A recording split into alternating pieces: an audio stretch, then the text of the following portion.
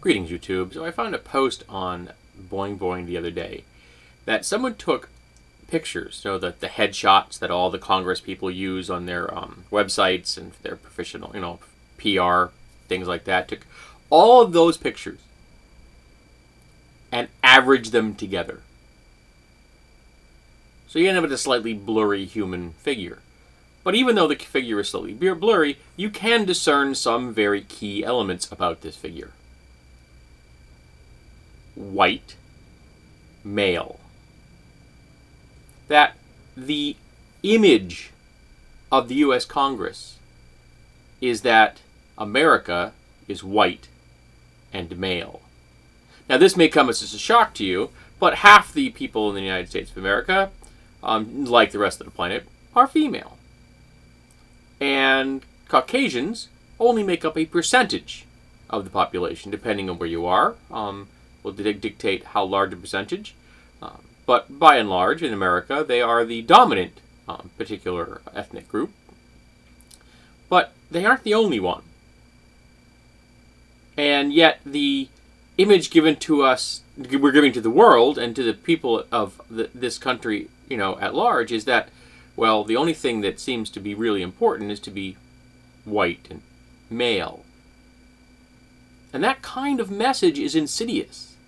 If the only thing you see is white men in that role, you are going to come to assume that only white males can hold those positions.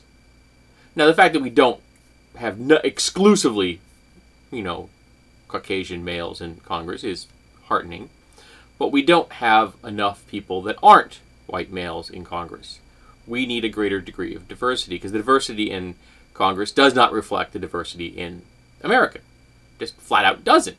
If that were true, half of all Congress people would be women.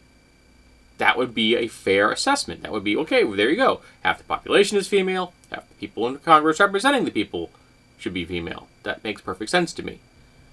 And demographically, there should probably be a whole lot more people in there that aren't white. Black people, brown people, yellow people, red people. People of all colors, because in America, we are a melting pot. And this image is showing us that melting pot seems to be failing. Because it's not representing us, the people.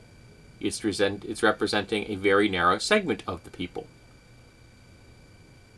And of course, this being the U.S. Congress, also most of the people in that blurred image are also conservative. Some are progressives, but most are conservatives. There are very, very few people that even have the barest inkling of liberal or progressive political leanings. Most of them, like our president, are conservatives. And that also doesn't reflect the reality of America. If you poll people by what they call themselves, yes, most Americans will not say liberal or progressive, because the GOP propaganda machine has spent 40 years turning those terms into swears. But if you poll people on individual issues, Americans are decidedly progressive liberal. They just are. They just won't admit it. I admit it. I'm progressive liberal. And the Congress people are not reflecting it either politically, racially, or along gender lines. So it's a complete utter fail in my book. So go take a look at the image. It's interesting. I would love to see one of these done for America. It's going to skew more to the Caucasian side, of course, because there are far more white people here than there are any other type in America. We're a very white nation. But it's going to have half of us be female. So what will that image look like? Will it be much more androgynous? Will you be able to see a discernible difference between the half that is male and the half that is female?